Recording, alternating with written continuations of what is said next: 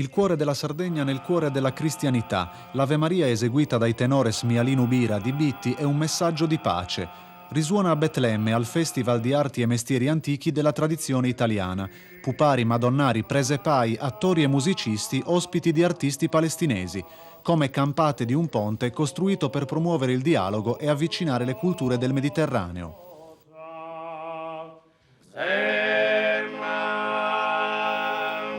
Per la prima volta il canto ancestrale dei pastori, riconosciuto dall'UNESCO Patrimonio dell'Umanità, si è elevato in Terra Santa. Impatto emotivo forte come le suggestioni trasmesse dalle grotte di San Girolamo. Ci si arriva dalla chiesa di Santa Caterina, accanto alla Basilica della Natività e al convento dei Francescani, presenti a Betlemme dalla metà del XIV secolo.